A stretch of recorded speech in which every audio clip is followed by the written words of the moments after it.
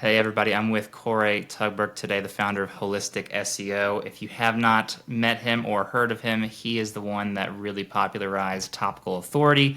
He has hundreds of students with success stories, and I think one that just stuck out to me, Koray, was you had a student sell one of their projects for 10 million euro. Was that right? Yeah, it's actually over 10 million Awesome. euros, and we did just an interview like last Sunday, and we will be publishing it very soon as well.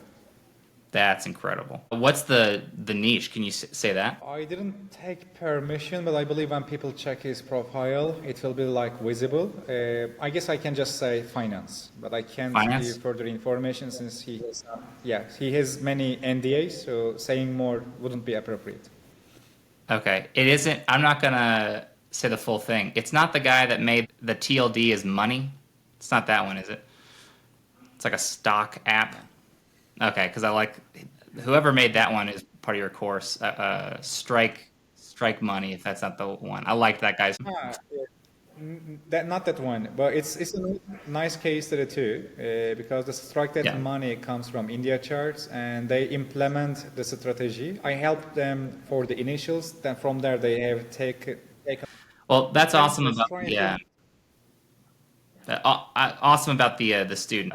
I haven't taught nearly as many people as you. I always try to teach people, and I love that feeling of seeing somebody succeed. They have a dream or a vision, and they actually follow through with what you've said. One, it's validating as a teacher. Even if you know in your head, you're into philosophy, I think. So in Greek, there's two different kinds of, and there's like a knowing that's a felt and a knowing just in your brain. So like I think as a teacher, Yeah. when you get to see your succeed, there's that twofold knowing. You truly get to know like, man, what I'm doing is impactful. It is changing lives, and it's just a nice thing. I appreciate the teaching that you've done. Thanks so much. Yeah, it actually makes me way much more happier than my own case studies because after a point I published like 124 websites by giving their names, despite some of the clients are getting angry. So after a point you just get bored with that, but once Yeah, people start to actually implement it yeah, by learning from you and they start to publish their own successes and cite you back, it's a unique happiness. I can definitely agree with that.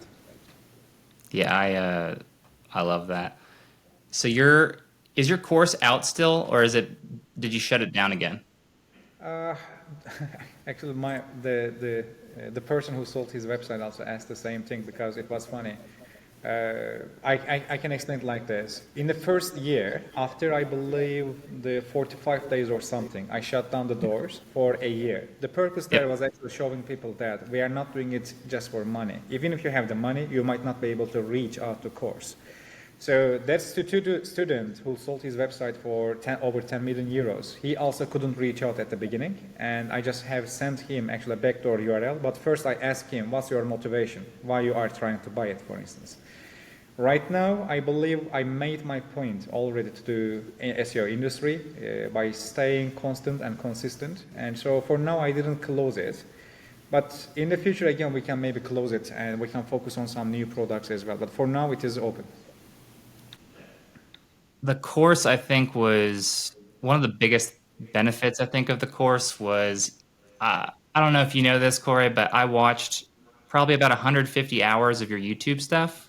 And that was before you had the course. So I was watching everything, and I watched it repeatedly. And then, I mean, I went as deep as I could go, where, like, if you had, I mean, just to be honest, if you had even like a glimpse of a screenshot where I could find a website on there, I was like, all right, I'm going to look at this website. I'll look at the sitemap. I'll look at the code. I'll look at, you look at everything. And I don't know about you, but I think that's actually the best way to learn. I just look at websites, and once you have a certain skill level as an SEO, you know what to look for.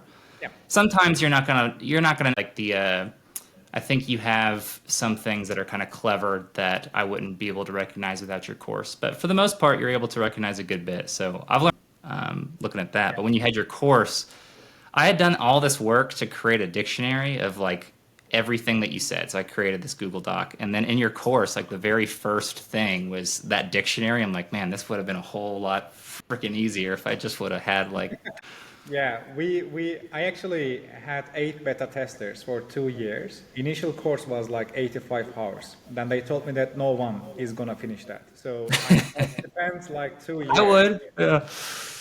Still, the recordings are there actually in Video Cypher. Maybe I can edit them to do or gift it to do every member if they don't get bored. Basically, I have spent like 2 years to fit everything into the 9 hours. Initially, now in total it is more than 14 hours, and I will try to hit 40 hours of lectures before the end of 2024 as well. And about that video recordings, it's true that actually I always had a glimpse of video site name.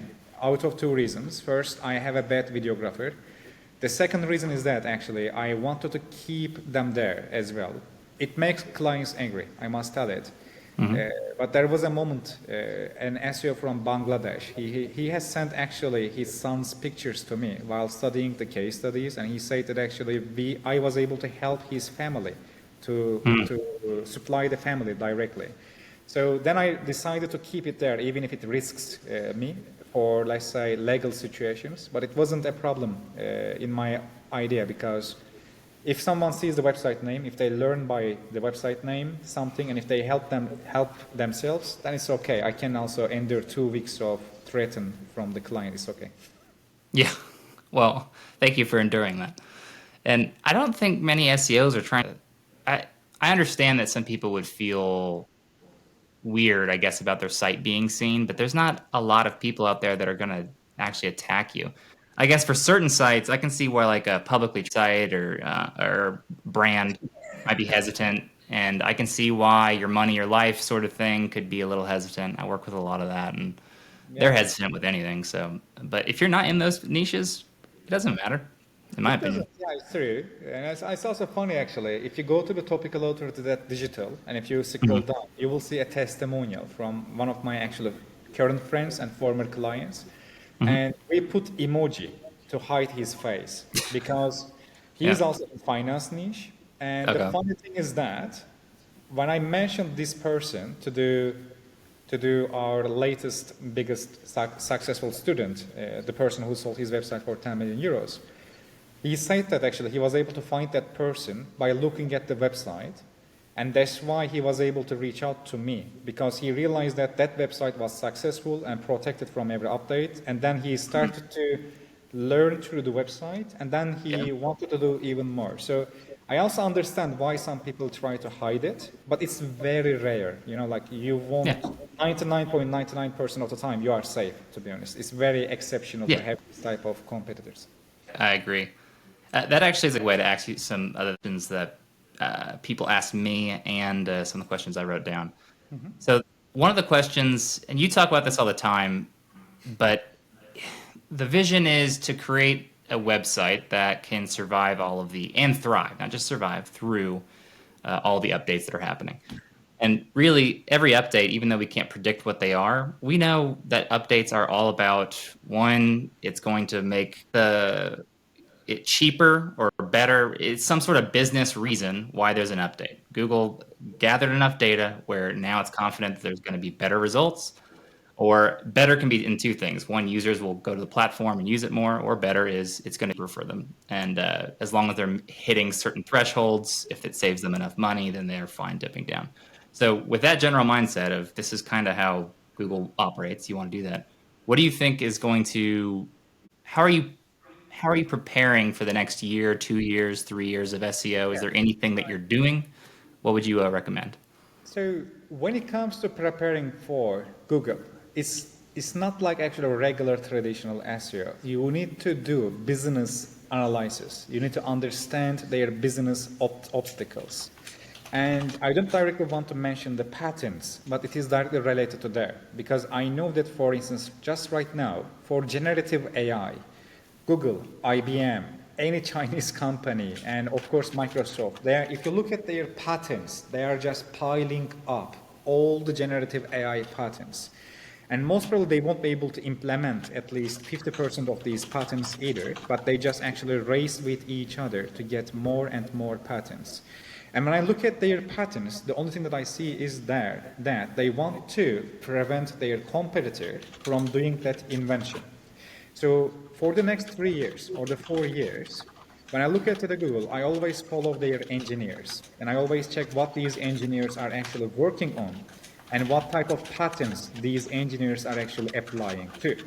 For instance, in my opinion, the moment they mentioned the phrase perspectives in their Google search, in their also Google blog announcement, and also there were patterns related to the perspectives, it was very clear that forum type of content was about to thrive or explode, because they were also doing some different type of purchases just for forum type of servers and forum type of, let's say, APIs. I also mentioned it actually in one of my Blue Hat SEO case studies, because Google and also Meta, they were trying to use LE5 subreddit to train large language models.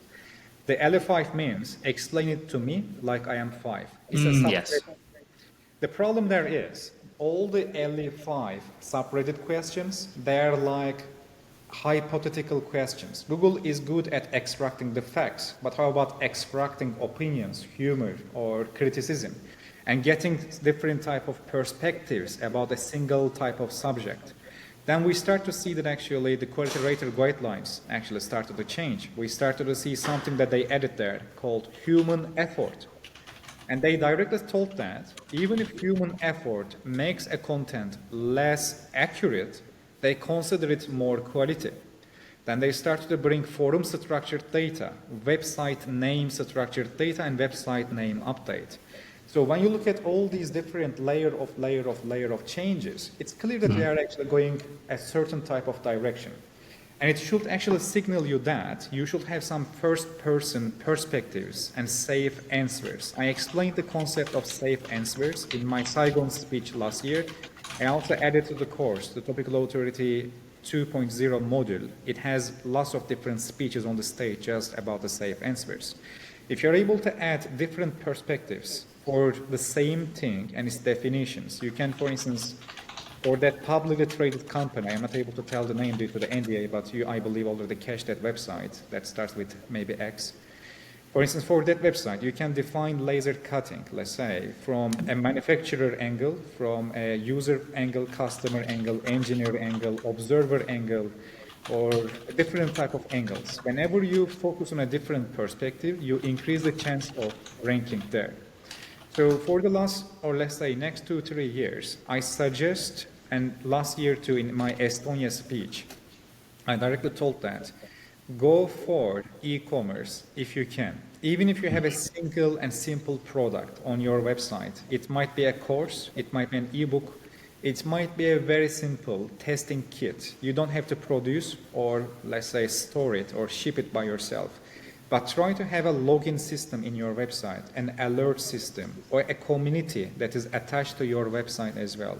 If nobody searches for your website name, and if you don't have a proper certain type of sites, then it's true that you are competing against the most similar website to you.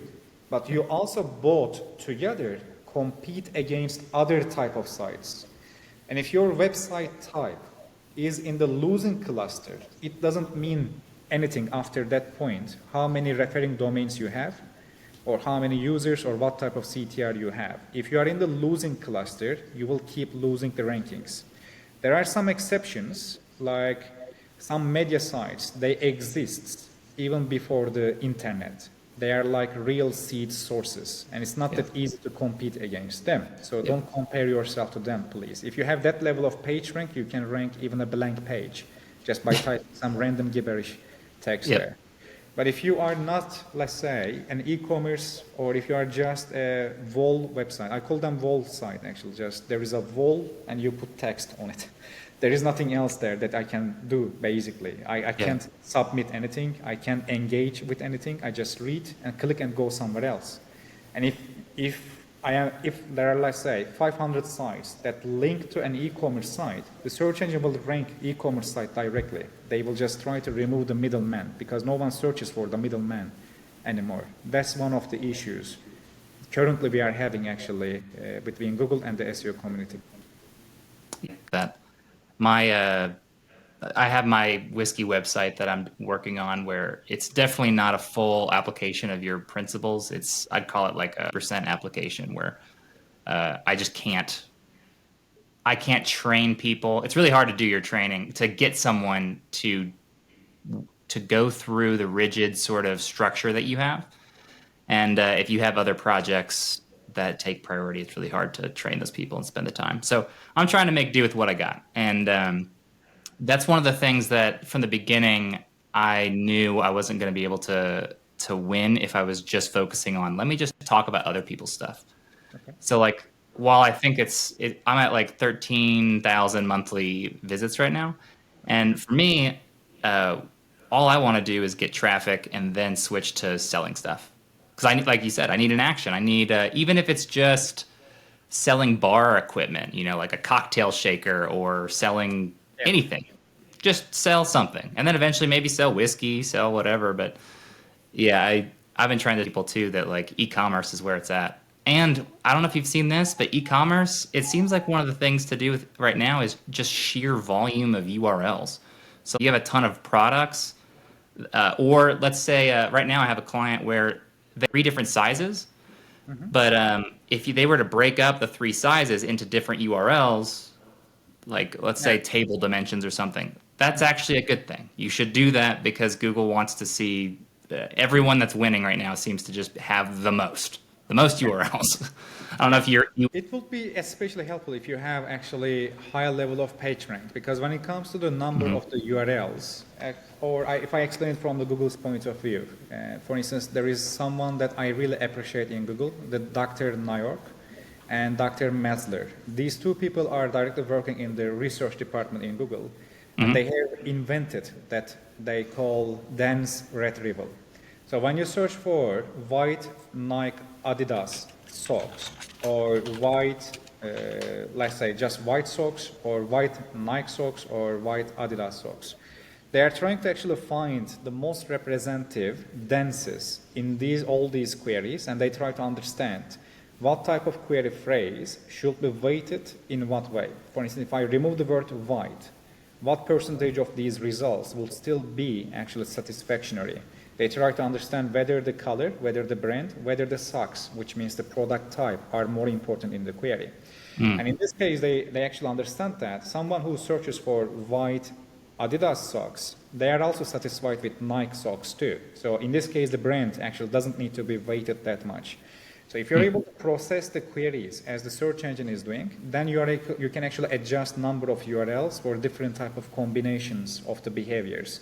For instance, in the gun industry, for some brands of the guns, the barrel millimeter is really important, and you should open new pages. But some of them, it doesn't change the search behaviors or user behaviors that much. In currency conversion industry, for instance, last year, and I also tell this always, the main thing about the core updates is type of the site and query relevance. They change the query networks. Today, for instance, when it comes to the currency conversion, the phrase of today's rate might be relevant to the exchange rate. But 2 years later, or maybe just today, they can actually divide these query networks into two. The today's rate might be associated with the tourist rate, and the exchange rate might be related to the actual conversion or conversion rate.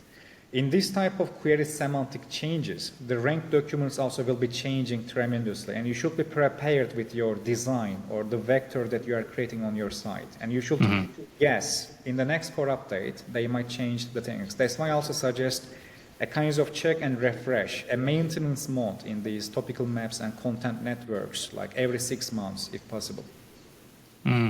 So with you basically, this kind of touches back on the perspectives thing too, but there are ways certain perspectives more or like break out that query, like you said. So would you say, is it documents that would have both, let's say you think you're imagining that things could go in a certain direction. I'll create a document just for that. Or do you create a bigger document that simply consolidates both of the Yeah, possibilities? 80% of the time, I suggest the second one, a single document with multiple contexts and the behaviors that focus on one main entity. And according to the search behaviors that you are observing, adjust your main context and supplementary context, or the main content and supplementary content.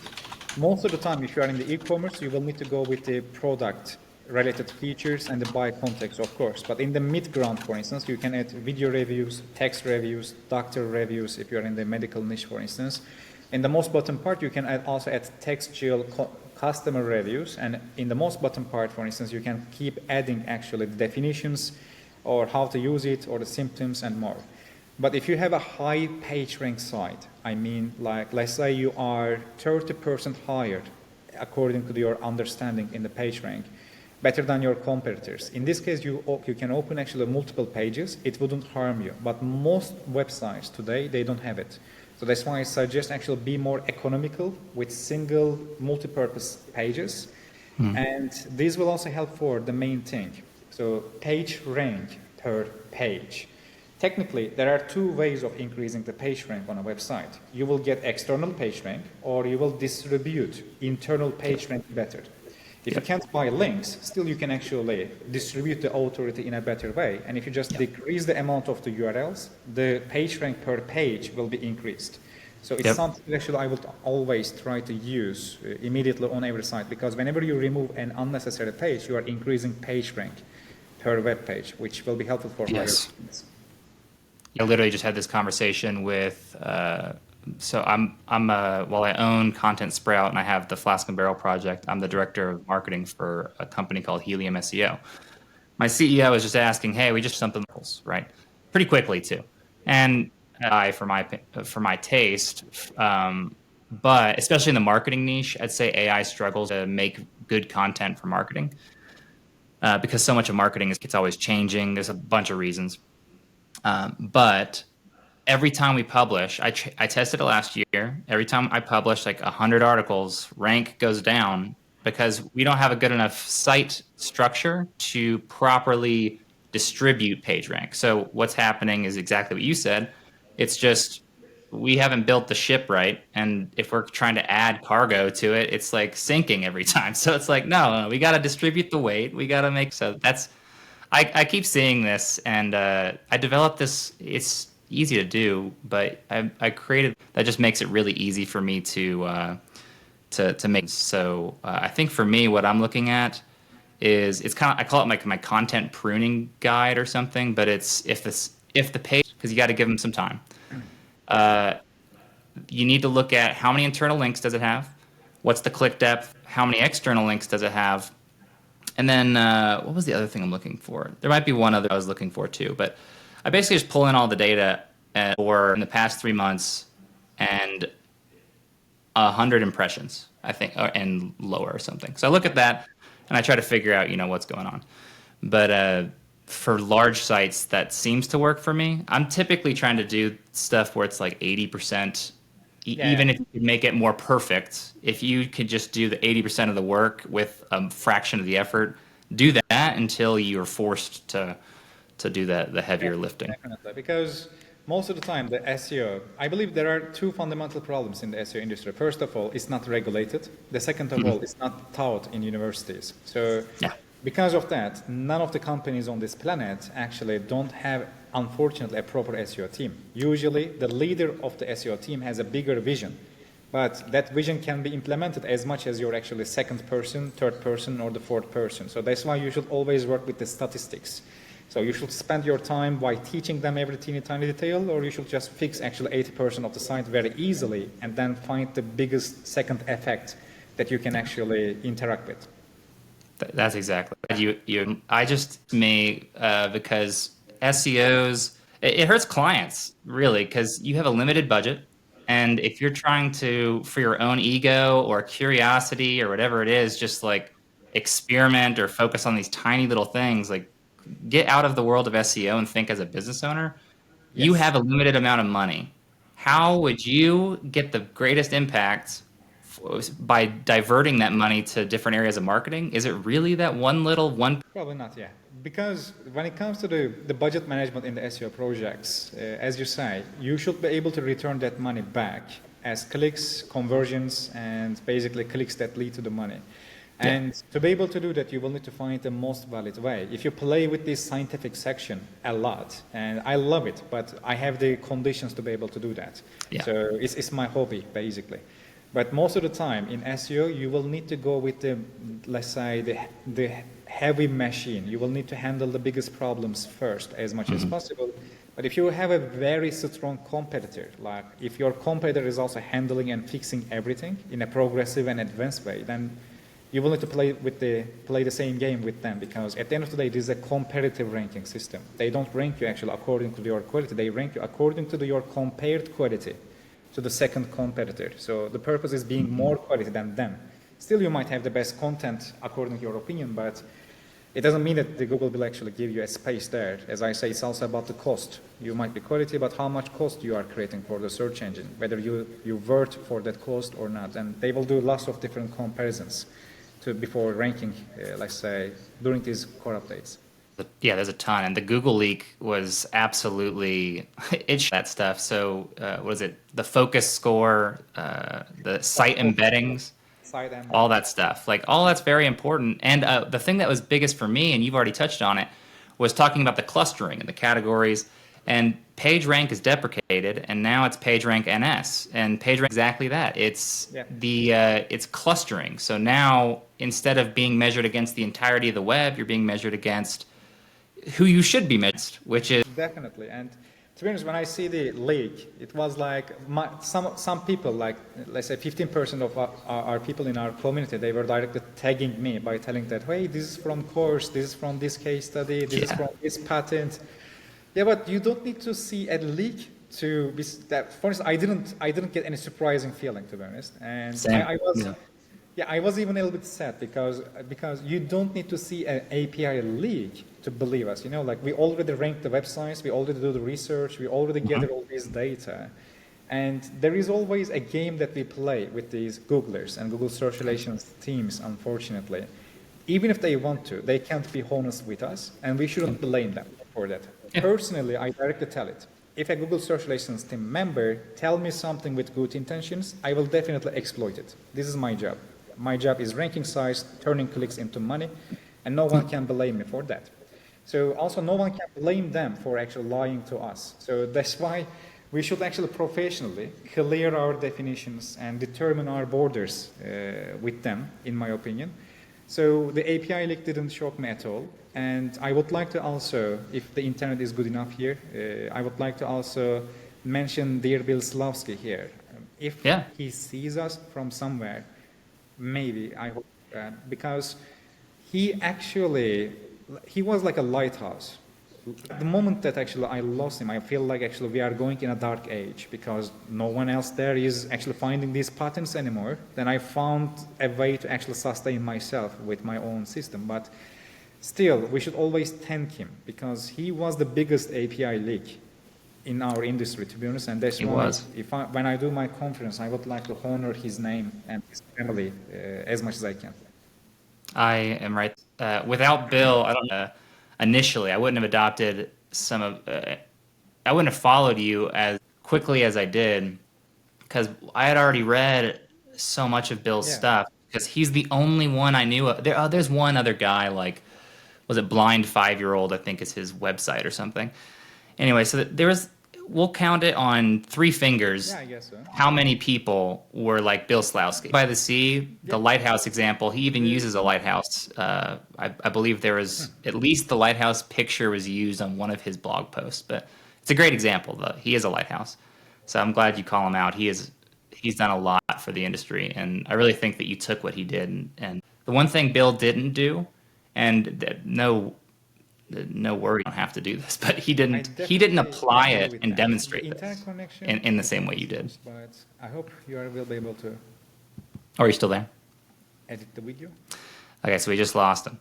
Yeah, so Koray's difference is that he applied Bill's methodology and he went further. So Bill was just putting out content like, hey, here are some concepts to think about. Here are some principles. Here's what's in the patents. Here's where we think things are going. But to actually do that, then to share the website, to show the Search Console rankings, That's, I think, an awesome Came dude. back. Sorry for internet. Oh, And you're everything fine. I was okay? explaining to the void why I liked what I liked about you standing on the shoulders of Bill, and you actually applied a lot of the stuff that Bill Yeah, was talking about, and you went further too. So like, I think that was the one thing that was missing is a lot of people were bored by Bill's philosophy degree. So like, I like that kind of stuff anyway. I've always, I mean, I've been taking philosophy courses since preschool. I have a weird upbringing, so like to me, Bill, it just feels like home. But for other people who are business owners, they're just like, I don't see how I can relate this stuff and make money. And I think the next stepping stone to be like, let's convert this and show you how. definitely. And also, after we, yeah, after we lost him, actually, I published a video, a Mhm. tribute to him, and I called him Charles Darwin of Yeah, I search saw that. engines, because regardless of your stance about the theories of the Charles Darwin, still, yeah, still it's a reality that actually, if the Darwin wouldn't exist, it wouldn't be easy for us to question the idea of God, for instance. And if the Bill Slawski wouldn't exist, we wouldn't be able to actually create these ideas, these methods, this level of detail, or this Yeah, level of confidence as well. So he was definitely a lighthouse for our visions of SEO. that's awesome. Into some more questions. I'm sure we'll just keep chatting away. The one other question that I saw that stuck out was, where do you see search going with AI? So I think there's two different ways. The user that asked this, I don't know if they didn't really explain exactly how they see this, but I see this question in two. There are AI search engines coming out. So there's Perplexity that's out. I'm sure you already have this, but there's the beta version or alpha version of Search GPT.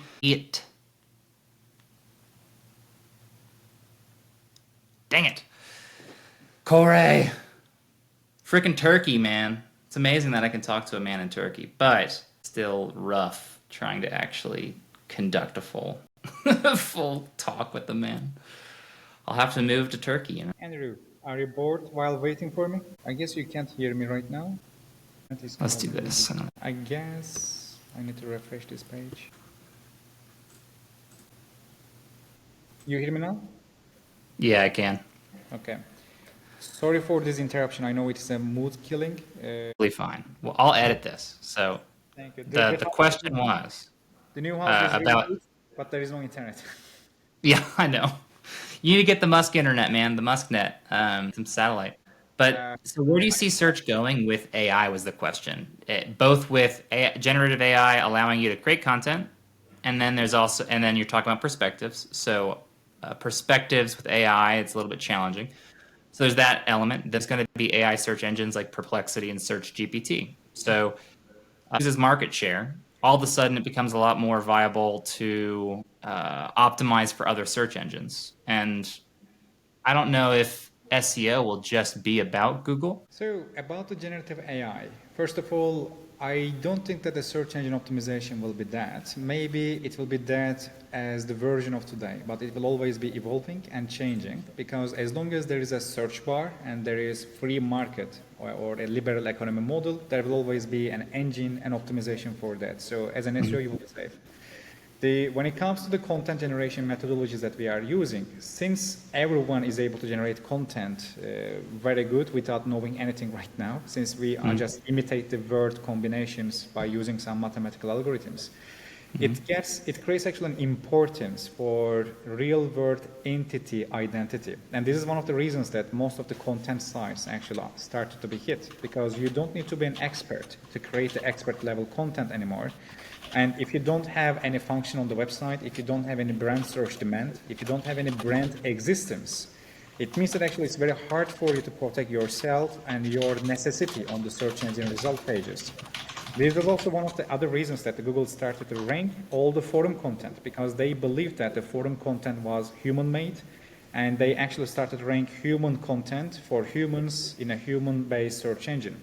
So it was like search for humans. Then they created the notes. Maybe you remember the notes. People were able to add notes to the search results by writing their Yeah. experience about the page.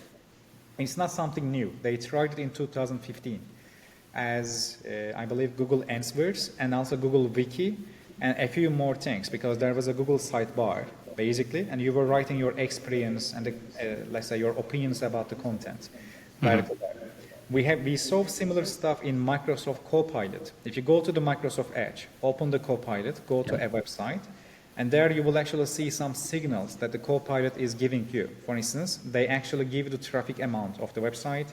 They also even give you actually sometimes the search demand or backlink information and mentions of the site to actually help you to understand whether the site relies on real information or real identity or not. So I believe the generative AI created a problem, especially for, let's say, reality of identity. So if you are just a wall site, in my terminology, I mean, if there is no difference between a printed wall and your website, just the content, it will be a problem for you. But if you have a function beyond the content, and if you're able to actually prove your necessity and overall unique information as much as possible, it will be safe for you. And most people are not able to actually hide their fingerprints, because many people who use generative AI, they leave fingerprints. They are not able to hide the ChatGPT signatures. I also explained this in my course. Whenever I get actually an output, for instance, from the generative AI, I'm always able to hide the fingerprints. If they check actually my Google Auto research, there is a concept there called stylometry. The stylometry basically means that they are able to understand the style of the writer.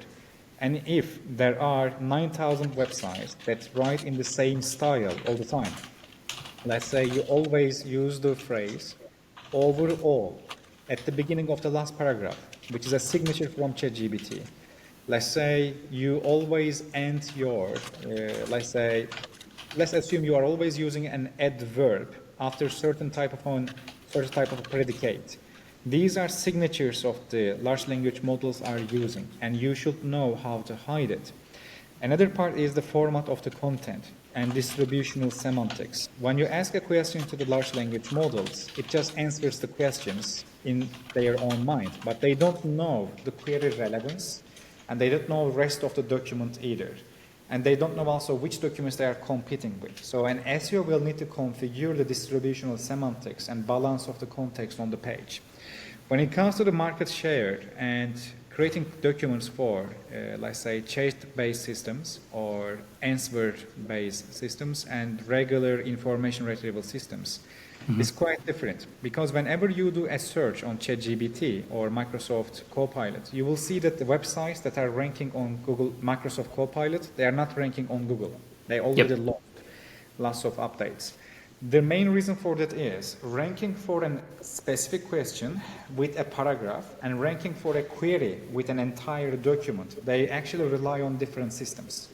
And to be able to optimize for both systems, you will again need to understand heavy semantics, because while you are getting more rankings from large language models, you can lose rankings on Google too. This is also one of the possibilities there. Another part is the average query length. People will be creating queries with maybe 70 words, maybe 80 words, with lots of for instance, I can add a question like, what to give a cat who just fought, over 8 years old, with scars and with this breed, with anxiety problem and with these hormones. We don't ask these questions to Google type of search engines, which means information retrieval systems, but I can ask it to the ChatGPT. But they will be doing that, they will be turning these attributes or adjectives and conditions into the certain attributes, like 8 years old cat will be senior, for instance, the injured or injuries in that area will be on the skin, so the coat of the cat will be another attribute, and they will turn every adjective into an attribute. Then they will check all the related phrases or dances around them, and then they will try to hit all these specific sections first for the document. Then they will try to hit these sections for every paragraph. The moment that they are able to find the most coverage means the mutual context and the phrases between the question and the answer, they will start to rank the answers. But that document might not rank at all for the Google, because there is no query. For that, people don't search for it, so index won't be created for that. So it will create a situation that SEOs will need to understand semantics very much better, especially document organizations. They will need to understand better, and they will need to enhance their contextual richness, which means, for instance, if I search for debt consolidation for teachers, debt consolidation for farmers, debt consolidation for veterans, debt consolidation for other 4,000 different occupations. Yeah. You can't open a new page for all of them. But in a way, you will need to find a way to represent all these occupations or their group names in your website so that when someone searches it on that chat systems, you can actually be relevant and be linked from these. You don't have to say farmer, but you can find a more representative name, which brings us to the lexical semantics.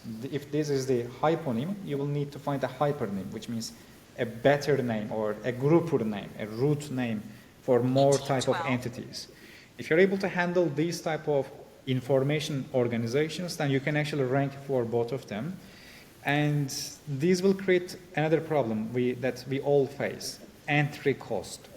The entry cost for SEO goes maybe 100% higher every year. So for instance, in 2018, you can dominate a niche, maybe just 50,000 USD. Today, you will be spending that money in 3 months, to be honest. So unfortunately, next year, it will be also harder too. That's why SEO should be seen as part of business consultancy and business digital identity management. If your business model is not convenient for the queries that you are trying to rank for, it will be harder for you. If you want to rank for, let's say, GBP to Euro, you will see that actually bank-like websites are ranking there. If this is the Euro currency, they can bring any predicate here, like send Euro, convert Euro, transfer Euro, invest Euro, interest rate for Euro, inflation calculation for Euro, Euro currency index, Euro technical analysis, and many other things. But if you are just a converter, you can't do the rest. So your business model is not convenient there. So you want to find a way to be relevant to the other contexts. And it's not about just opening the page. You need to support the activities after the click.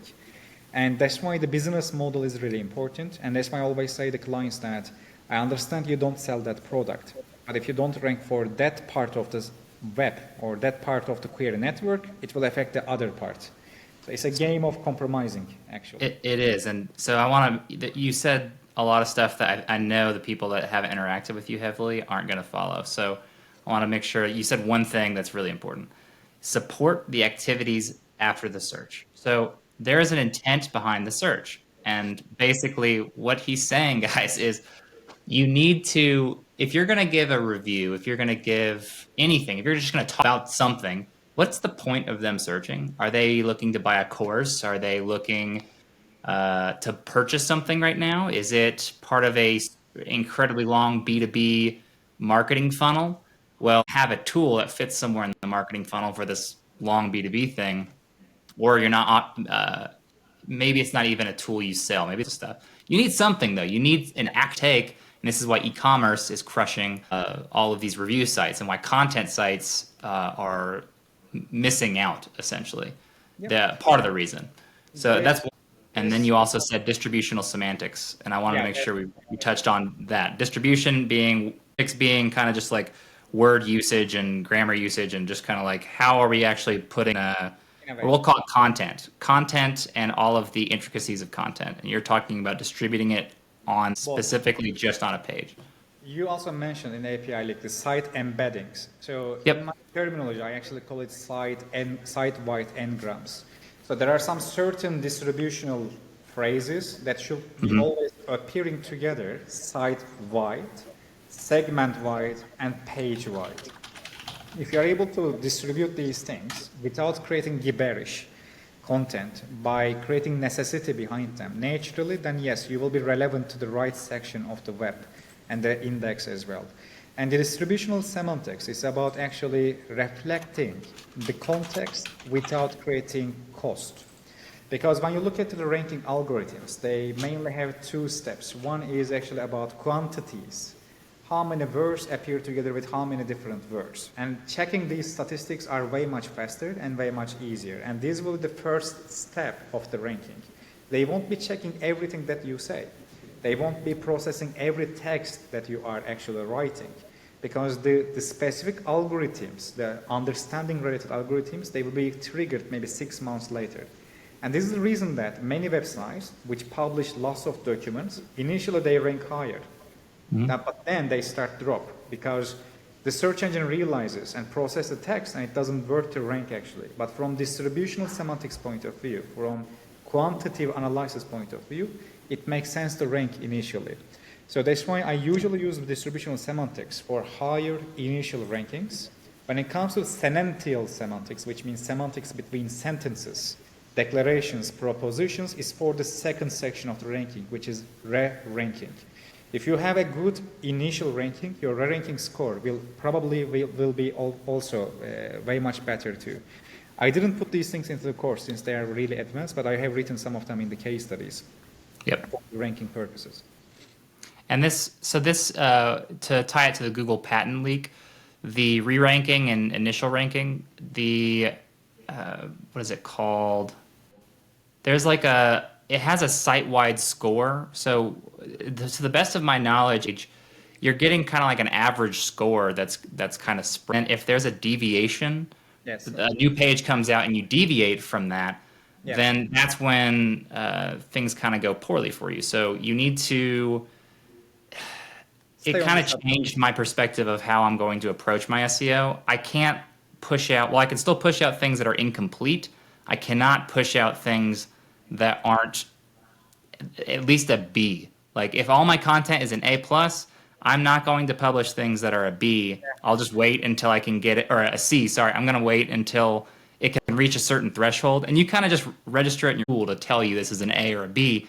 It's just like, okay, do you have images?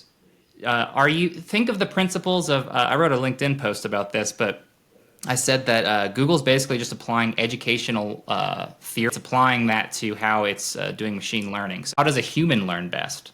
Well, that's also how algorithms happen too. So having a lot of examples, real world experience, being in multiple contexts, like this is how a human learns. So content doing that, if it's not, it could be this written text out there, but if you don't have images and examples, a perspective, maybe, in my opinion. Actually, we talk about the 80 rule. Sometimes when I check the websites for their, let's say, algorithmic past, I also use quantitative analyses. For instance, how many pages have a number? How many pages have a percentage? How many pages actually have? How many measurement units? Whether knot, whether kilometer, whether something else. How many pages actually have a research citation? Plus, how many pages have the unique images? The images that actually start to appear only in your website. If you don't have any information beyond common sense, for instance, go to ChatGPT and tell ChatGPT that, do not give any information beyond common sense, but act like an expert. You will see that it will create lots of fluff. Like it doesn't give the answer, it doesn't give you the number, it doesn't give you any research but anything, but still it uses all the relevant phrases. It creates all the proper actually embeddings still, but there is no answer. That's why the search engines sometimes, they actually do these quantitative analyses, like, do you have the number, please, in the first sentence? Or do you have the date? Because if there is a query, and if that query is processed with the interrogative term when, you will need to have the time measurement unit, like in the top of the everything. It will need to be at the main context. If you don't have it clearly as it should be, then you won't be evaluated as a candidate as it should be. That's one of the things that people should be considering always. Yeah, I only published one public library just one time. I called it SERP Beat. It was created actually for just tracking the SERP moment by moment, like milliseconds, and then turning it into a video to show that actually rankings are always fluid, but there is always ranges between them, and we created these videos. And that GitHub library, it also has these tools. It directly crawls or scrapes the entire site, and it actually checks how many times you have numbers, percentages, dates, researches, or what type of entities, attributes with what order. And you should also be that templated. If you are too templated, it means that you don't have the human effort, and the content is too mechanic, which is also not good. You should also show sometimes these, let's say, changing patterns so that actually it shouldn't be like that much mechanical. So I'm trying to delete or remove any machine signature that I can remove, and I try to keep it always unique from my competitors, because if you're able to give the first time information, it's always helpful for the long term. Let's say like this. If you go to the Google and search for, I will just give a random example. Let's say alternatives of Time Doctor. This Google directly will be giving you some entities as sus. And these entities, some of them are not mentioned in the first 10 results. They find other tools from, let's say, the last 20 ranking documents, and they still add it to do that entity list that they are generating, for instance. So in this case, if you are the first source that mentioned that entity for the first time, it's an advantage for you, because they listen even the last ranking source and change what they are serving at the top, which means that actually if you are able to play with the memory of the search engine, if you are able to shape their knowledge graph and the connections and the definitions, then they will listen to you actually as the authority, which is the purpose, like author to define the things and associate the things. Basically, you can actually change even the contextual borders between the queries. And this is what actually many high-level authority sites are doing, even if they don't notice. So I wish I could even dig into to what you just talked about. One of the most interesting that I think you've talked about, and you have a case study for, is changing contextual borders and changing context. That's going to get down too much of a rabbit hole, and I still have things I want to I want to go over. If we have time, I want to circle back on that. I wanted to show you something I did for the embeddings. Once I had the Google leak and I published on Search Engine Land, I tried to apply what I learned from the Google leak just to see, like, okay, if Google embeddings are actually used by Google now, then let's use an embedding tool to figure out where our content is. So basically, what I'm doing now is I try to take an entire blog. You can do this by category. You can do it by the entire site, but you want to look at the density of the clusters. Here's like a competitor, and this one is far more, okay, they have far denser amounts of content around like whatever the topic could be. It's really helpful though, because a lot of people, I find clients asking all the time, why am I not ranking? I have more backlinks. Well, let's actually look at this. It's helpful if you have a three-dimensional space where you can say, hey, here, instead of just a Google sheet, let's look at the visual here. They have, I mean, dense blue connecting like thoroughly for like a while you only have, this tiny little island over here, and you want to rank for best credit card or best dog food. You're not going to get that if you don't have this density here. And then it helps in another way too, because sometimes if the bubbles are too much, if they overlap too much, I love this because that means you're likely going to cannibalize. It's too similar. You don't need to do this. And you've talked about big media sites getting away with it, but even then, a lot of times, even if it's another context, if the bubbles through an embedding sort of thing are showing that it's like almost entirely overlapped, you should probably seek to blend those. I don't see a reason to keep them. So I do that. I look at specific keywords. You can look at like the specific document scores of relevance. All these tools now I really like what AI has done, where it's made the accessibility of these kinds of things. You don't even need to know Python. There's all these tools out there. So I'm looking at all sorts of stuff, and I want to look at the distribution. I want to see, okay, here we go. Here's the last piece I'll show you is I want to look at the relevance of, let's say it's one specific document, and I want to look at the scores of relevance now. So now if it's closer to 0, that's the more relevant it is. So this one site for Chase Points Guy. So this is like a NerdWallet sort of thing. They have 13 pages that are under a 0.2. That's pretty darn relevant. Like they have a ton of really relevant content around Chase Sapphire's credit card. Well, this other competitor only has 1. So to me, that's like, this is exactly giving numbers using embeddings. If Google's using embeddings, let's use an embedding tool, and let's try to, while we're not exactly applying it the same way that Google is, this should get you a little bit. I don't know if you do something like this or if you disagree with how I've applied it, but I'm trying to do this more. We have similar stuff because, like, even 3 years ago, I have written some Python scripts. I never published these things, actually, out of 2 reasons. First of all, the industry comes like 5 years behind, so they won't be able to read even, so I didn't. But basically, what you shown there, I was creating information graph. For instance, how many times this entity appears in entire document network, and what are the predicates that come after that, and what are the other objects that are coming after that. There is a concept actually in my methodology. It's called strongly connected component. It's also a natural language processing concept, which means if I'm connecting this entity to here, the connection should be repeated back as well. But to be able to repeat it back, you will need to open another page for that entity. And usually I was using certain type of Python scripts to check these things quickly. And then I also have created a relevance calculation. Imagine that while you are typing the sentence, there is a query at the top, and the relevance score is possible matching the embedding sometimes. For instance, this is your embedding, but the document context is like this, and this is their embedding for the same context, and it changes its shape a little bit like that.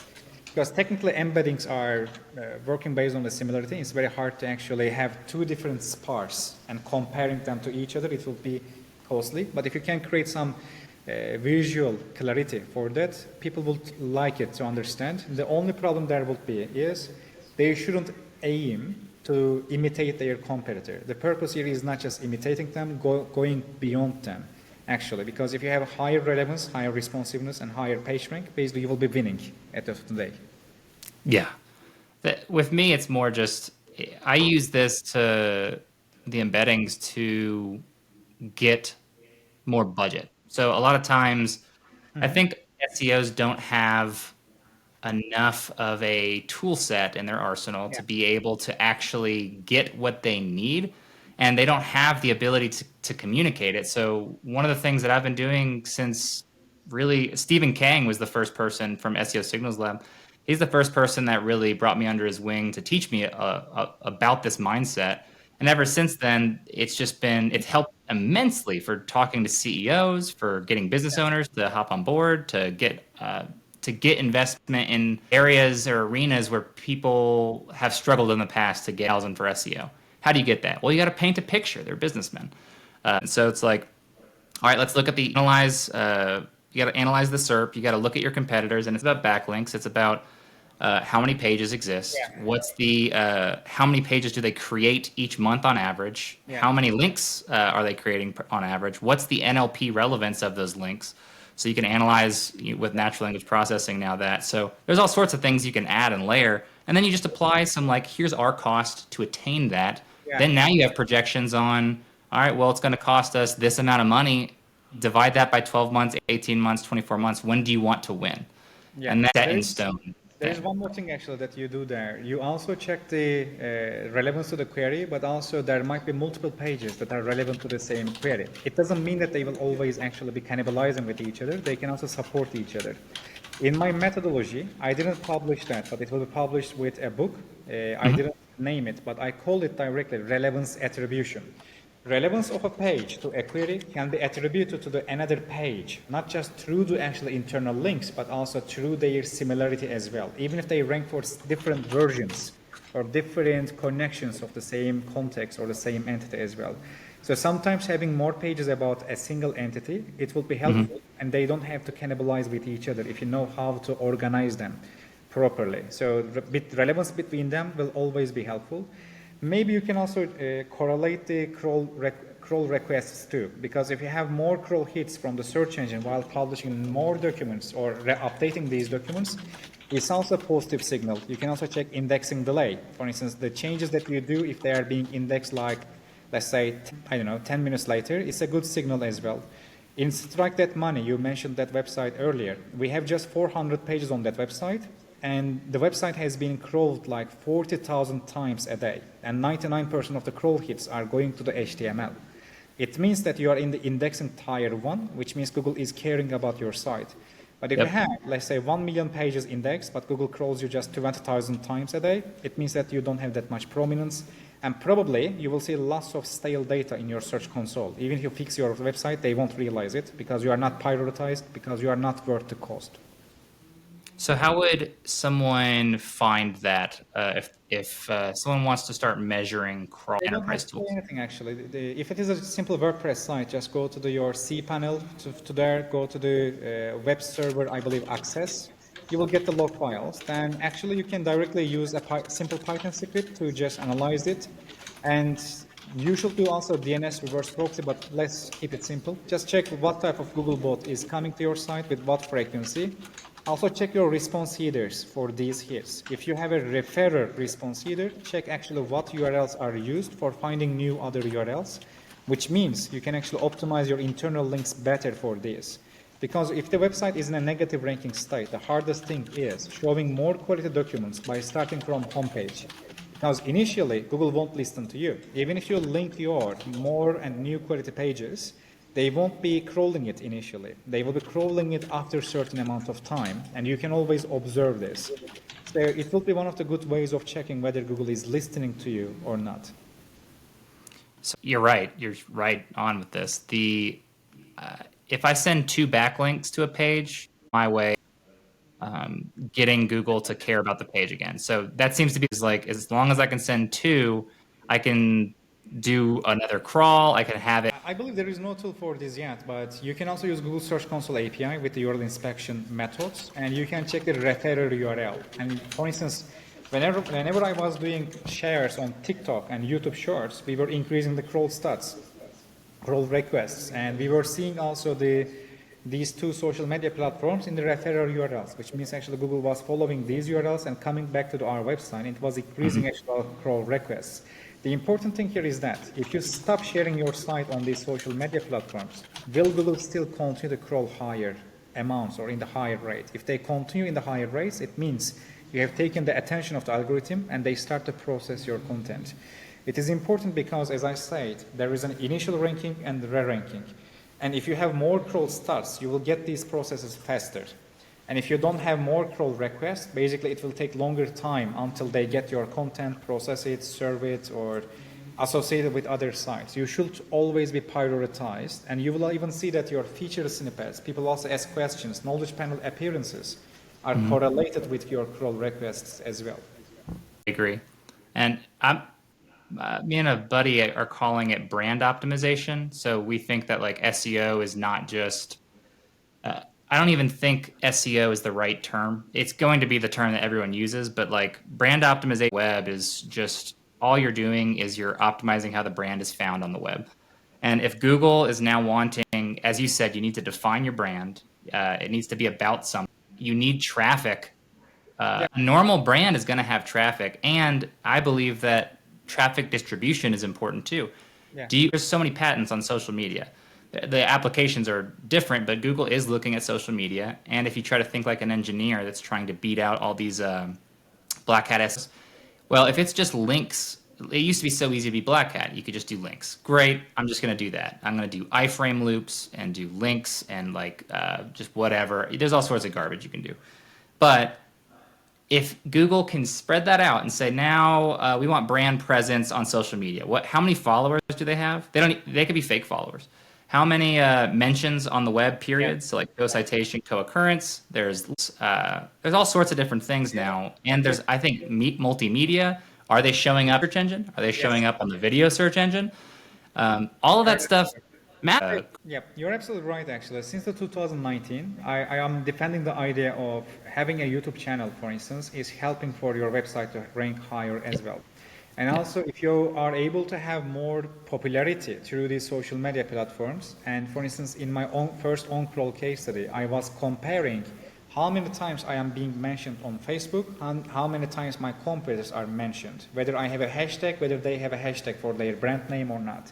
If you are being mentioned and if you have more index pages from Facebook for your own name, it will also be helpful for your proving your prominence and noticeability. I was creating these KPIs, and there was a tool, I don't remember, like Riverside or something, I don't remember exactly, but Rival IQ, I guess. It was a very old tool that I was using sometimes, and I was actually creating these reports and showing it to the CEO. We should hit these numbers to create a meaningful difference, and we were able to bring that finance website to the top again, and still today it is the biggest finance website in Turkey, for instance. They are reaching out to like 30 million clicks a month. Yeah, it's a huge site. It's bigger than many banks today, and that logic actually comes from there. When it comes to LinkedIn, for instance, I was checking the search features and the patterns. There are even patterns from Google for influencer score. They are even comparing influencers to each other. Even in the Google Rater Quality Guidelines, they directly write there that if there is no thumbs up, if there are no answers, for instance, and if the thread is old, it's a non-quality thread from Reddit. And they skip that subreddit, for instance, as non-quality. But they say that if the thread is new, it's okay to not have any likes or these type of stuff. And they use it for training them. We were also using the same structure. For instance, we were organizing all the employees to create the buzz on the LinkedIn. And we were indexing all these documents from LinkedIn and linking and mentioning ourselves one more time. All the comments, all the social media, let's say, natural look, it was being created by multiple people as a culture. I remember that I was even taking BERT research paper from 2019, and I was distributing it to the developers, to the CEO, to the CMO, CPO, to train entire company, because SEO should be done with brands as a brand, to be honest. If you are just, as I say, a wall site, if your website is like a wall, I look the wall looks at me, there is no beyond interaction, it won't be working that well at the end. Yeah, I completely. You agree with that. This piece is so important, and the part that I haven't tested yet, and I'm kind of scared to do it, just because it's not of a leap of effort to do it the right way. Shit out of this. I mean, you could do like Mechanical Turk or whatever. You could do micro workers. Google doesn't have access, as far as we know, to the actual data like the quality data of the likes and stuff. So you can manipulate that. Obviously, we keep finding out that all of these platforms have backdoors and share data and all sorts of stuff. So like, who knows if that's true? But I do know that if someone you want to experiment, you can torch the actual platform for yourself, because fake followers, all that stuff, the platforms know. And if you ever want to actually use that platform. Yeah. The good thing is that also you mentioned that the page rank doesn't have to come just from through the links. It can be stretched to different platforms, different angles, like mentions or linkless mentions, etc. The good point there is that, for instance, in the casino niche, there are some websites and they pretend like the official website of some really authoritative organizations, and they use Wikipedia for naming themselves like that. And the Google, unfortunately, they use Wikipedia directly for shaping their own knowledge graph. And whenever we actually use the Wikipedia for showing that this website is the official site of this global institution, directly the website is able to rank actually in the casino niche, for instance. This is one of the things that is already ranking and working there. And again, as long as you don't fix your internal factors as it should be, the external factors won't be helpful that much. But if your internal factors as it should be, whether it is about size structure or semantics, you won't need that much external validation too. Google already will like what you do anyway, and with just a few tricks like this, like imitating an official institution as an official site, and with some, let's say, good content there, you can directly be a direct competitor for many, let's say 20 years of websites or the businesses out there. The funny thing is, one of my actually dream jokes for Google was actually creating a fake country in Google SERP, directly with actually Wikipedia, fake country, fake president, fake history. I couldn't do it due to the time constraints, but I believe Google can buy it. If you create a Wikipedia page directly, they can even actually believe in United Nations official site or whatever. I am sure that you can actually do that too. So, and they will also rank the websites for that, because I was planning to publish all the fake news by creating trends or all of them. So they will actually go for that. That's insane. Please have enough time to do that. I want to see someone do this. I hope so one day. So I have, with the brand thing, you brought up something where I think I'm doing this with my schema. I wanted to show you and see what you thought. But you can obviously claim and try to make some claims, right, about who you are, and tie your brand to different things, or tie your website. So this site's not actually doing anything, right? Like we don't sell anything. But I wanted to at least have something where I could declare and kind of convince Google that I have an offering. So this is what I did for the offering is, let's do website. Port value specification, I guess. Where is this? Hold up. Maybe it is in the production mode. Geez, my mouse is dying over here. Okay, here. Ah, Why is my schema off? Oh no, did I remove my schema? That's gonna be bad. they will No, no, no, catch up. here it is. Here it is. Great. Okay, so the same as the knows about thing. So I like tying things to Wikipedia. You can get more advanced. So we have some schema where we put it in the shadow DOM, and then we're that way you can't act using variables, and you can't actually reverse engineer that. But on the homepage, we have this stuff that ties it. But the service thing, I wanted to show you has offer catalog. This was my thing of like, I want to try to, once again, this is not my full time thing. I spend a couple hours here and there. I was trying to figure out, well, I agree with Koray. I have the same philosophy of you need to be something. Like, what are you offering besides just content? Well, I have an offer, and I'm basically saying educational materials. I have a cocktail creation tool. I'm declaring that via schema. I have a whiskey finder tool. I'm declaring that as an offer, and I have a distiller database. So these are my sort of like items offered that I was trying to get something of what it's not an actual offering, but to Still, Google, it makes it seem like it. yeah, still actually for these content sites, as I say, if you also make people log in, for instance, register and log in to be able to use the tool or to use the tool more frequently, for instance, and if you're able to turn these people into a community for sharing recipes or their opinions, it will be having actually beyond just a wall site, for instance. It will be having some functions. That's why for any website, whether it's just an affiliate or media site, I started to add all these functions and functionalities like a business as much as possible. I also observed that they are ranking directly the staff or the employees from LinkedIn. So that's why I directly add the human beings behind the website through Yeah. different platforms and the signals as well. So this is actually one of the good thinking there. And it would be helpful to maybe mention sometimes a dollar sign. For instance, you can also add a premium version of this tool, even if it doesn't exist. But still, you can actually add it there. Another thing that I do is changing the layout. I use e-commerce layout, for instance, for many comparison sites. For instance, I am adding, let's say, every cocktail like I am selling it. But I don't. But there are cocktail carts, for instance. I change the design and the layout. Maybe you already have it, for instance. I just added Good this design. one. Thank you.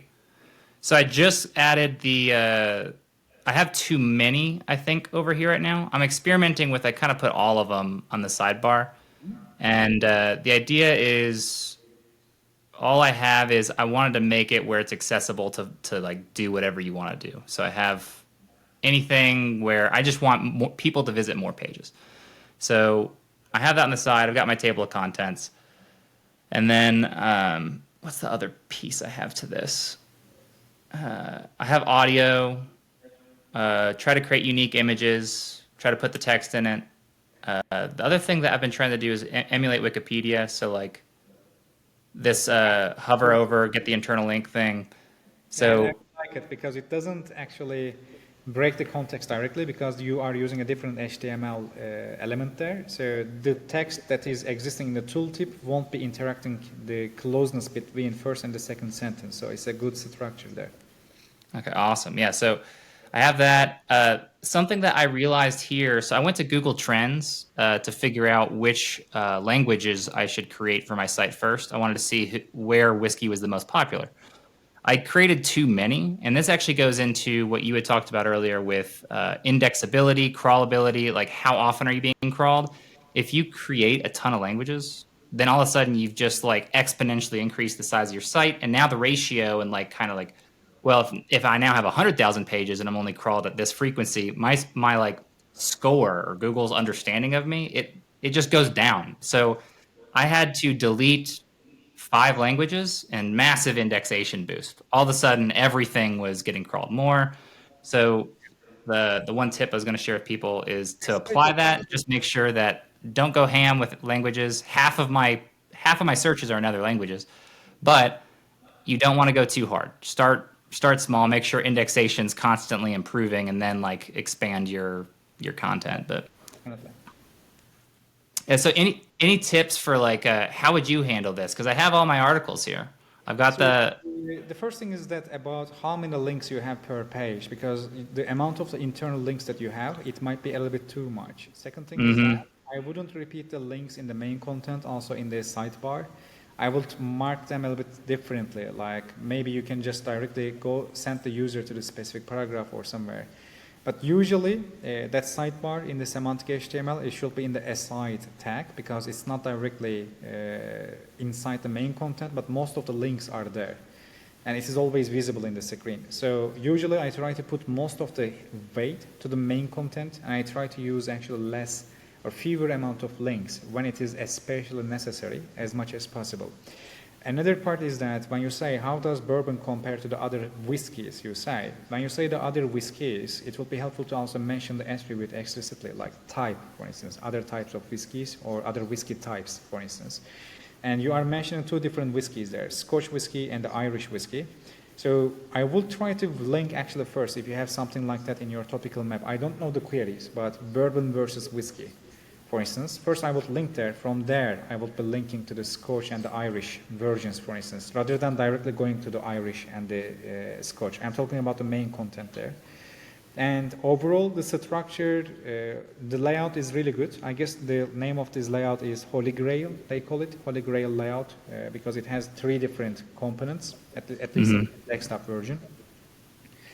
And the images, could you come a little bit more bottom? You have your brand logo in the image, which is good. You have two main entities, and you directly write the text. The thing is, the inline images that I call them, it's good. The only thing is there, you might try to put the entities into the more central, because Google will be cropping this image, and they will try to show it into the SERP snippet, and usually if the center of the image is not convenient for that, they might skip that image. That's good. You have the entity directly on the center, it will be helpful for that as well. And you start the question of the what is bourbon. So it's not a bad thing to ask, to be honest, but if you can also mention maybe some drink-related things, it might be helpful too, because some of the context there, even if it is clear for humans, the search engine will be looking at their actual index structures, and they might find place names for bourbon, football teams for bourbon, or some other things as well. So as usually for the H1, I try to keep it a little longer with more contextual phrases or annotations. In this case. Oh yeah, like the colon, and then try to specify. Yeah, that is one thing I can definitely do is and for the nutritional part, I didn't check the SERP, of course, I don't know. Although I have ranked a website for cocktails earlier, at least in my structure, I was also using certain type of tables with directly the nutritions. For instance, when you say the nutrition, the names of these nutritions should be existing in the H1 area. You have some of them all directly there. But I will put them earlier if possible with the most important attributes or nutrients in this case. And it will be also helpful to follow a structure in the attribute pairs. Let's say for three main nutrients, then one main benefit, then one main risk, then let's say the optimum frequency for adults with pregnancy or some other thing. But if you have a structure to follow, it will be helpful for you to write faster. And to not be so templated to decrease the amount of the machine signal, you can sometimes change the place of these patterns. First, you can go with the pregnant adults, then you can go for someone else, for instance, let's say the older people, senior people, or people with certain type of diseases or the risks and the conditions. But overall, the structure is really good. I really like it, especially your design is unique. You also have the audio content, which is also really good too. Google will also be taking that into the consideration because you have different type of formats of the same content directly. And you can also turn this article into a video, and you can even actually try to rank also on YouTube too, like let's say the top 5 bourbon brands, top 5 bourbon, I don't know, manufacturers, whatever you want directly, because YouTube is also about virality, so it should create curiosity and click behaviors. Let me show you this. I'm working on this inside a content sprout right now, and I have the video piece because I agree. Like put it into video. The other thing is like making images in the dimensions that work for Pinterest. So like you might as well try to get Pinterest traffic at the same time if you're already going to be creating content. Let's see what this. I will definitely use actually Pinterest, but the main thing there is, if you are taking traffic from the Pinterest, it should also prove that there is a community behind it. This is really good, by the way. I'm not sure how did you design all this. What? Here we go. There we go. Hit play. So yeah, here's the video. This is just first attempt. We're trying to just like, how do I convert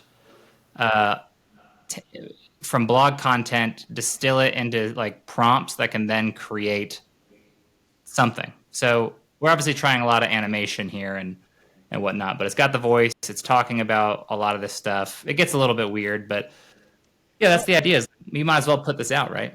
Yeah, it's completely okay and completely good. The only thing there is, I also know a few, let's say, YouTube patterns. There is something that they actually call frame-based, let me just try to remember, temporal local actions and the frame-based flow, which means that for every frame of the video, they actually stop it. Then they skip, let's say, 5,000 frames. They get another frame from there, and they try to understand the connection or the flow between these frames.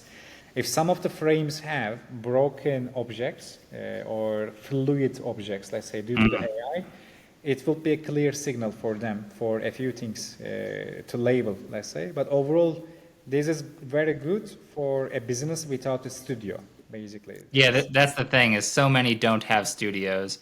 Yeah. And you don't have to, like, the only time the frame is broken is when you try to do really complex things. The zoom in sort of things, you can create images and not have like all of the movement. Yeah. So if there is no movement, this was perfect, actually a perfect story, I can tell. It's really nice. Well done. Thanks. Yeah, that was the idea for that one was, hey, try to turn this into a video because you might as well. Yeah, but there is one thing when you think, Andrew, because the SEO gets harder, entry cost is going higher, and many agencies don't have these standard operations or standard services. The clients also don't know what to demand, what to audit as well. So that's why I always say since SEO is not regulated and trained or taught in universities, it gets always harder to define the scope of the work or necessary steps. That's why I believe we need some standardization so that everyone can be happy. The consultants, first you need to prove that it is necessary. Then you need to train the client. Then you need to prepare all the necessities because no one did it earlier. So you are the first one who is doing that. So that's true. Yeah, it's like always exploring new words with your mind, and it's not a job for everyone, I can tell. It definitely isn't. I have a lot of fun with it. It's I wish I had more time to dedicate to it, but my time's kind of split up. I had two questions I want to ask because I know for my group, this is actually, I think, and based on me interacting in your group, I can see that there's a gap for people's understanding. So I wanted to fill the gap with this, and I'll post the answer on YouTube Shorts or something. But how would you apply the topical authority strategy and tactics to a local business? So this local business is only going to be serving, we'll say, let's use a dentist because that typically you have about a 5-mile. So about the local section, I believe I published it in a few case studies, but I didn't put it into the course because when we have the topical authority as an entity, you also have the local entities, and you can be an authority about a locality as well. And we directly call it actually local authority or local penetration of that specific brand.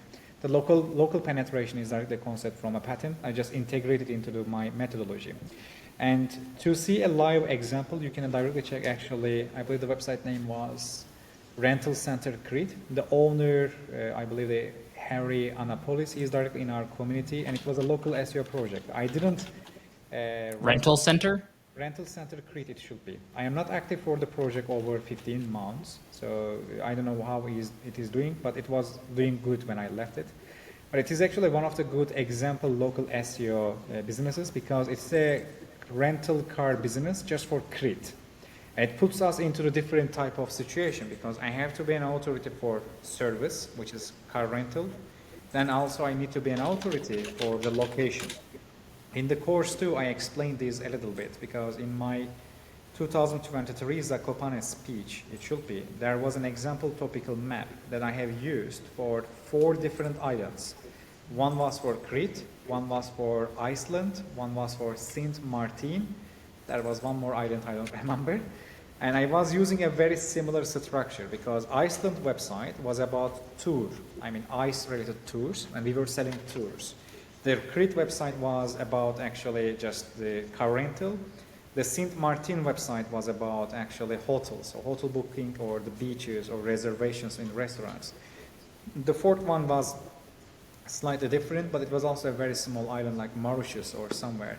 But the main thing here is that I always use the same structure. Whenever I have an island, for instance, I directly go for the entities of that island according to my business model. If I am a tour company, I go for mountains or let's say the Iceland-related geographical situations. But if I'm a car rental business, first I go for the cars itself, how to rent this specific car, especially in Crete. Then what you'll be doing after the car rental. For instance, I rank for a specific type of beach, for its quality, for its review. Then at the top, I always have a CTA, rent car for going to this beach. If I am ranking for all the airports, all the beaches, all the restaurants, all the nightclubs, hotels, or even mosques or churches, whatever you have in the Crete, you will always be ranking for anything in that location, and you'll be always inserting the car renting context. The thing here is that when someone searches for a beach club, car renting is not the context. And that's why I have that contextual vector, which means order of headings. Most of the headings, most of the document will be just about that beach club. I will just be inserting the car rental so diluted, it won't be changing your relevance. It won't be preventing you from ranking for that query. And I am doing it with a CTA. So I am ranking for the that local entity from that Crete, and then I am actually inserting the car rental. And there are also another section of the topical map. We don't have the Crete, but we have the car brands. We directly be an authority for the brands and the models of the cars. Then we add the predicate rent. Then we link back to the actual rent context. So you are taking authority from the cars and the location, and then you always actually merge it at the middle, which is the car rental in Crete. You directly create 2 different segments. It goes also the same for the dentist as well. You first will need to rank for that specific location. You can use actually, again, you will need to find the attributes for your business model. It might be demographics. It might be, if you are a dentist, it might be about the dental problems of that specific state or whatever, for instance. Dental insurance, it might be, for instance. Anything with the dentist. Yeah, all sorts of stuff. You will also need to go for beyond the location. And let's say you are a cosmetic dentistry, or I guess they call it smile design or whatever. And then you will need to actually rank for all the materials, the procedures, the equipments, etc. And you will always need to link back to your local section, flow the authority back to the local area. The main thing here is that if you are a dentist from Alabama, you don't need that much a big topical map with really good amount of details in the semantic content network, because Alabama is not that much hard to rank in. But if you're a dentist in the New York City, then you will need really a good granular topical map with lots of different type of context there. For probably mentioning the name will make some people angry, but let's say Oscar Wilde, for instance. You can check that we are ranking with, I don't know how many, about 150 different type of optometry stores for different Australian locations, for instance. And we always have different stuff there. Website has many flows, and I hope we won't need any censorship, because whenever I mention a website name, I am taking some risk of making some people angry. And if it is a situation, I am sorry, Henry, my old king, but I hope it will be okay when you come to Turkey. So basically, you can always actually create 2 different topical maps, one for location, one for the industry that you are in, and you will need to merge it. The hard part might be finding most related attributes of the location, because for islands, it's very clear. I used literally the same dynamics for 4 different islands, for 4 different business models. Yeah. It worked really well because they are all islands. But when it comes to these more complicated industries or occupations, it might be a little bit harder to find these attributes, because in Alabama, you might not have that much to think about dental demographics. Usually for these situations, I go one higher level. Over the Alabama, you can have maybe North America. If there is no query for it, for instance, you can go for the United States of America, for example. But you should find the queries. That's one of the obligations. You should follow the query because you will get historical data from the query. If there is no query, there is no index. And you are forcing search engine to create a new index just for you. So that's why I always tell, a topical map is not a concept map. You don't follow a regular dictionary directly. You follow the queries, you bind a query to a page based on a logic, and that logic comes from, again, the query's nature. Okay. So with the dentist, it seems easier with the island, with car rental. It's easy because beach, talk about a beach, because you... I already actually have some examples of cosmetic dentistry in Turkey for these type of projects. But the main thing is that, for instance, in dentists, especially for cosmetic dentistry, even if you are located in Turkey, you are getting clients from Mexico, from United States, from UK. And then you will need to expand your topical map even further because you want to process the locations that your clients are in. In this case, we actually expand and compare, for instance, UK dental prices and Turkey dental prices. Then we also do it for individual cities. First, we try to rank for that individual city, like let's say Manchester dental cosmetic dentistry, and we directly rank with a website for Turkish dentists there, for instance, and we directly start communication with the client for a price point of view, and we also offer dental tourism, which brings us to the subject of dental tourism again. And it will be going like this: dental tourism overall, then dental tourism Turkey, dental tourism Algeria. Why? Because Algeria is competing with Turkey. So you will need to compare both of them to each other too. According to your location and your users, where they are, how they are searching, where they are searching from, your local section of topical map might be also diversified from Mexico to Algeria, for instance. So always there is a connection between them. And again, for other section, we of course get all these things like veneers, and you will get multiple things like what is veneers, then veneers implants as a type of implant, then also you will get cost of veneers, then veneers Turkey. That Turkey section always will be linked from other 4 or 5 other veneer section. Then you will get a comparison, veneers versus zirconium, then zirconium again, implant, zirconium, let's say advantages, benefits, whatever, then zirconium Turkey. And you will always need to connect from Turkey to the dental tourism Turkey, then dental tourism, then comparison between, let's say, UK dental prices and Turkey dental prices. This was the structure that I used mostly, for instance, for the dental tourism there. I guess this gives some idea of how to use it for. That does give some idea. For the U.S. cities, because Turkey is a famous spot for tourism, for medical tourism. But it does give me some idea where I think what people could do is possibly compare, small town prices versus larger town price, maybe a state versus another state. I think you could approach it in a variety of ways. I think the thing that I just want to make sure people don't fall into, and this is what I used to do back in 2020, is alter your focus, the site focus, too much by creating all this supporting content about cities. So I'll give you an example of, like, in the mortgage niche, I did this and it actually works fine because for mortgage, I can rate the best restaurants, I can rate best parks, I can rate all those different things, talk about them, because the context of a mortgage is I'm interested in living there and what are the components of living in an area. You go to a park, you have schools, you have restaurants. If someone's trying to evaluate, this action of I want a mortgage, that makes sense. That's not the case. I'm not talking about best restaurants. I can't connect it. Yeah, definitely. So you should always stay on the subject and try to calculate the type and the amount of historical data that you are taking from that specific query. For instance, if you create a content like, let's say, effect of white smile, for instance, for social communication or whatever, the topic or the main context there is actually about getting social, rather than actually dentistry. So it will be, that's why I actually have a course section in my topical map and author section.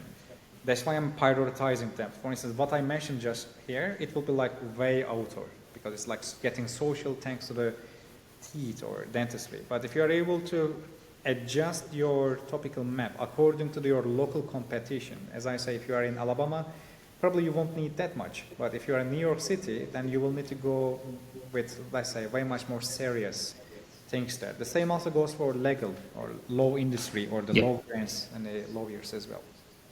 So, That's true. but You that can one, get example cases or some, let's say, different type of news context that you can integrate with the evergreen content. But the main thing is that if it gets easier, since everyone will be creating it, it will also get harder too, because you will need to find tiny points to create a difference. But usually Yeah. when you have too many competitors, actually, it's easier to also create a difference, because most people won't be doing what you are doing anyway. So after one or Yeah. two more updates, you will be one of the main players. But if everyone is so clear, like crystal clear, then it eventually, again, you will need to deep dive and find the teeny tiny differences. That's why actually what you did, that embedding, is nice, because most of the time the clients, they don't understand the difference between their content and other websites' content. They always tell that my content is better and the other one is not. But when you show them these embeddings, these maps, they start to get full picture from math point of view. So that's why I believe having that type of an angle would be helpful for these people in these conditions with, like, yeah, creating a topical map for this location and this topic is easy, but if it is easy, then it means that your map will need to be more detailed and it will need to be tailored way better. Yeah, I like what you said about you kind of applied the reason behind why you want. Typically, people care. You're wanting to invest in dental stuff for two reasons. One, there's health, and two, lifestyle. It's you want to be seen a certain way. You don't want to be insecure. You want to maybe date people. You want social situations. There's all sorts of social situations of, like, if I have nice teeth, then I'll feel better or whatever. So I think that's, no matter what the industry, I think this is a copywriting principle too. It's just, you need to abstract, think of the audience, and apply the understanding of, like, why does this matter to them, and why does that? For instance, I was creating a few semantic content network for the Forex, for instance. And I Yep. had a topic there, like, what are the best Forex trading strategies, for instance, for Asia or Asian traders? And the owner was thinking that there is not that much difference between UK trading and the Asia trading. Then I added that to the AI with a certain prompt. It was able to give at least 49 reasons for having different strategies, like, because the time zone and the geography is different, basically all the prices are affected from different stuff. The volumes are different, amount of traders are different. And the AI is able to think, technically it's not thinking, but it's able to generate more tailored structures or tailored Yeah. for what you need. So use it. Yeah, AI is amazing for that. It's just because while a one-click AI solutions can't cover everything by far, it helps with some things.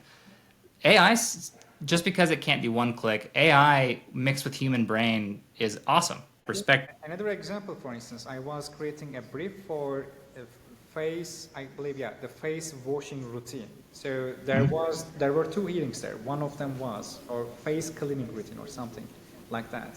One question was about actually for the morning routine. The other one was for the night routine. And again, the writer was telling that there is no difference. But when I go to the AI, with especially my agents that I created for the community, AI was telling that in the morning you are coming from a different condition, and in the night you are actually cleaning all the dirt from outside. In the morning you are cleaning all the oil from the sleep, for instance. And it requires actually different steps and different materials to be used in. And that's why actually I created these agents, and I started to share it with the community. Some of the members already got the access. And the 2.0 module in the course is mostly about the agents that we should be using for the semantics. And I believe I'll be opening it to everyone. Just I need a little bit more time for tailoring some of them, but there will be like probably 40 agents that I will be sharing for semantics. So basically just use it to get your new ideas. It doesn't use any external API. It's directly on the GPT as an agent. Cool. And there is actually some example outputs I am giving. Then I am giving some constraints and limitations, and always on instructions. I try to keep it simple with simple rules. Probably I will be creating a video series for them, but it's mostly for the community, private community. We also have some public members who uses them currently as well, and we are not against that. Awesome. Well, I have one more question for you, and then we have to end this because we're already almost at 2 hours. For another 2 hours, I'm pretty sure. So the other group in my community, so we have business owners that are like local business owners, and then we have the agencies that actually want to rank for their own, use SEO to rank for their own, I guess, bring in clients through SEO using their agency website. And use your methodologies for as an agency for agencyxyz.com they target, because they could start with, they could do a glossary of like all of the SEO terms. They could do the industry. The thing that I think is really hard, if you could address it too, is the connect only trying SEO in SEO, and like that's not a so I would love if you would address that too. Yes, this is exactly what you said. They just put two words together. Yeah, it's not a thing. Yeah, especially SEMrush, I see it a lot, like SEO tool for, let's say, I don't know, the bakery or wedding planning.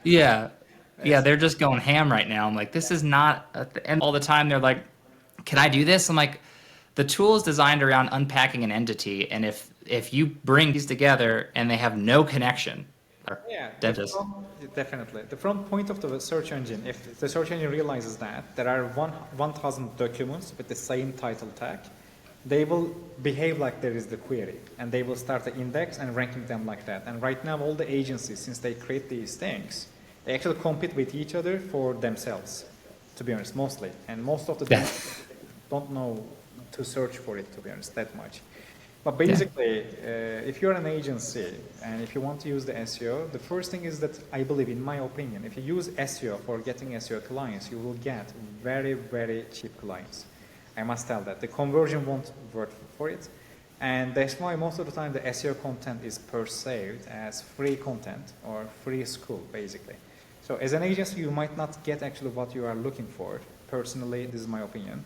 And but still, if you really want to have a really huge topical map content network and a huge traffic from the SEO type of, let's say, the phrases, I will try to choose the most actually conversion value queries first, and I will try to put them into my course section of topical map. And most of the time, these phrases, they don't have to mention even the phrase SEO. It might be directly like marketing agency or just marketing consultant, because people even don't know whether SEO exists. They just search these things like merged together, SEO, marketer, marketing, web developer, or whatever. So that's why I will try to rank for anything that SEO is touching, as you have shown just that video, to be honest. But when you do that, you want to follow the queries. If you have anything with, let's say, the web development, in this case, you don't have to process every programming languages, to be honest, but at least you can create a few things like web development agency or web development services like front end, back end. And from the bottom of that content, you can connect it back to the SEO one more time. When it comes to the SEO, you can have the main fundamental verticals of the SEO in that topical map. But I wouldn't open these different pages for every occupation unless there is search demand. If people are searching for it for some certain regions, I would actually open it. Because if there is a search demand, the search engine will perceive it from authority point of view as well. But if there is no search demand, I wouldn't open it at all. But probably you will be having just 5 or 6 pages that are worth to create from conversion point of view. And their geography is important. For instance, if you look for conversion value, the countries matter. If you go for Germany and, let's say, the New York and some other regions, you will get higher, let's say, pay rate. So that's why actually adjusting your topical map for these regions, then distributing to the concepts around that will be actually very much more helpful. And if you want to be an authority for the subject of SEO, yeah, you will need to process basically everything by starting from 1999, because the topic starts from there. The history of the topic in the query logs, it matters. You will need to process the Gibberish score, you will need to process every Google update like Pigeon update, Winston update from 2009. So you will need to go for historical topics from the past. So top and thing. back to, yeah, and you will need to process all these historical topics, and you want to connect it to the latest, let's say, evergreen subjects as well. And you want to process also anything about Google. It's not just SEO too, like why it is called Google, what is Google metrics, for instance, which is highly related to actually also the SEO in this case as well. So you want to be an authority for Google, you want to be an authority for SEO, and you want to process other segments related to SEO, web development, marketing, and other sections. So it requires a really huge website, to be honest. And in this case, if you don't have enough level of budget, try to focus on this high level of conversion value let's say, pages and try to be closer or around them.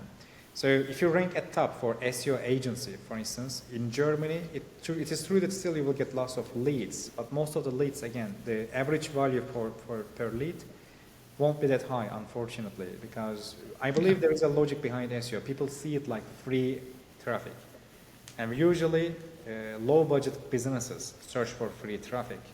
And this creates a constraint, or it decreases the value per lead.